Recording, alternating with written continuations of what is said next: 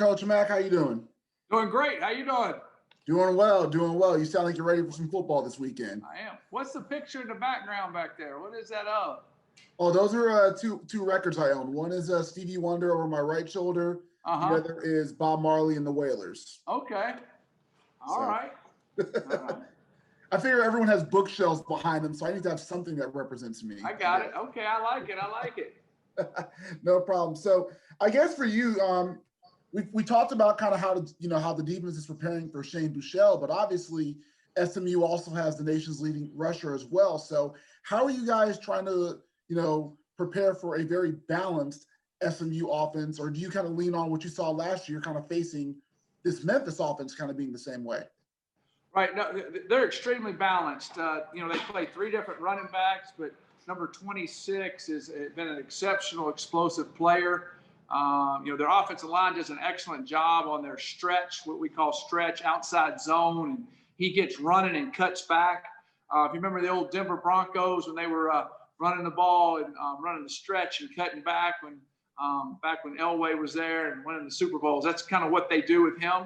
And then, of course, Buechele is an excellent passer, and they have some really excellent weapons. 11, 5, 8, 83. They can all move. They have a tight end, number 83. They move all over the field. He's like a receiver tight end, but he also can block. They have a lot of weapons, and that's why they're so explosive on offense. All right, Terry, next question. How you doing, Coach Mac? Doing great. Hey, question. How do you go back and getting your guys in a rhythm after being off for so long to make sure they get your system back right with the way you want it? Right. Well, Coach Silverman's done an excellent job of us going ones against ones quite often to keep the speed of the game. And then we've done a lot of different things on our scheme, improving it. From the first game, we had quite a few mistakes. It's what you kind of expect in the first game, especially the first time with our group in there and having all the different guys missing. But we've been able to catch up. I feel like that they understand the scheme better. They understand the speed of the game that's going to happen to them. And then Coach Silverfield enabling us to go ones against ones more often has really helped us and try to keep the speed of the game going. That's the best you can do right now with us not having played in a month. But I feel like our kids have been very intense in the practices when we've been padded practices, which I was very excited about, because sometimes, when the games, we keep getting them canceled, you're like, why are we still practicing in your mind? But they haven't shown that at all. So I've been very, very impressed with these young men doing that. Okay, Brian Moss.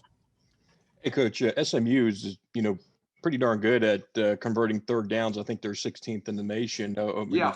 What's your game plan to try to slow them down and not get them to have a first down, to convert that third down?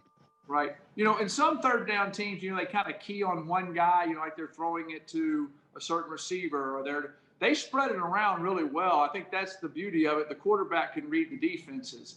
We're going to have to mix up our looks. If we get one look too often, he'll be able to complete balls. And then hopefully we'll be able to get after him with our pass rush, which we were able to do a little bit as the game went on last week. So hopefully we can be able to mix up our looks for him and try to keep him off balance. But that's the beauty. When you have quite a few different weapons, they're able to do that on offense. And he's able to see it and does a good job of getting the ball out of his hands.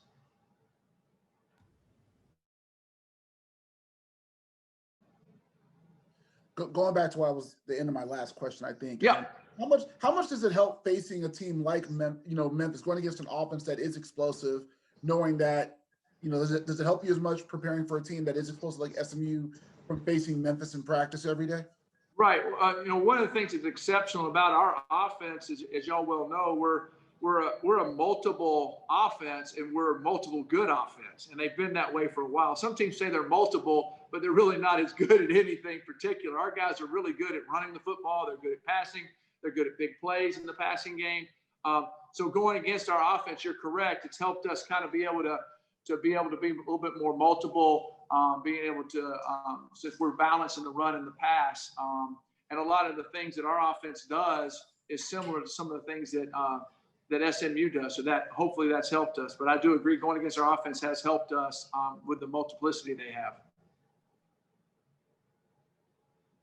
Okay, Terry Davis. Hey, Coach, you guys got off to a slow start against Arkansas State. What can you do differently to get off? Because you can't afford to get behind on SMU. What do you try to do to bring the energy from play one? Right. Well, our first third down, we had a substitution problem, which was my fault. We got to make sure we do that on third downs and be able to be aggressive on our first third downs is the key. I think, they play really fast, and so did Arkansas State. I think our kids understand that now and have a better feel for being right in the right spot quicker, having their eyes in the right spot quicker, and being able to do that. So hopefully we're able to line up faster and better with our eyes in the right spot, and have gotten back used to the speed of the game. I know we haven't played in a while, but from that first experience, they kind of understood it, and I feel like that hopefully that stays in their mind. And we've been working at practicing extremely fast paced, running 2 huddles at us and running different receivers in quick and fast, and trying to keep it really high intensity, high pace, so we can keep up with their offensive alignment. Okay, Mark Giannotto. Hey, Mike. When you actually get to Dallas and it's 2:30, that is the biggest knife and spoon I've ever seen in my life in your background. What I mean, do you eat with that? Oh my goodness! In the fort, how big is the steak that you eat? Good gosh! All right, go ahead. My wife for that. Well, that's not your decoration. No. I'm not Okay. sure you're just right. there in the family. So you threw your wife under the bus. Okay, I got it. All right. She's not here, so we're all okay. good. All right. When you actually get to Dallas, you get to 2:30, the ball is actually kicked off. What sort of a relief do you think that's going to be just for the program after what you've been through the last month? I think it's going to be exciting for the kids and for the coaches. It's kind of been like Groundhog Day in a way, I feel like Bill Murray, some of us every day, and then we practicing. And I believe that the excitement of playing will be a lot of fun for these kids and for us too as coaches. Get out there and see what we've done, see how we've improved, see what we got to do, and just the competitiveness of it. Your competitive juices get going, and that's one of the reasons you do this game is because you love to compete. And so it'd be fun to be able to get out there and finally compete, against a really good football team. The last time Memphis had a 28-day layoff between games, I believe, was when they were in the Liberty Bowl a few years ago. Does this equate to that a little bit, like the break you would have between the end of the regular season and a bowl game, or is there nothing you can really compare this to because it's so weird? It does in the time matter, but it doesn't really because you're not going to a bowl site 10 days early and kind of doing all those type of things. We've just been practicing every day. It's really kind of like camp again, really. I guess we had to keep postponing. So you kind of had the camp mode where you would practice off a day, practice a day, off a day until you got to the game week. And then you practiced every day, trying to keep them fresh, try to keep them focused.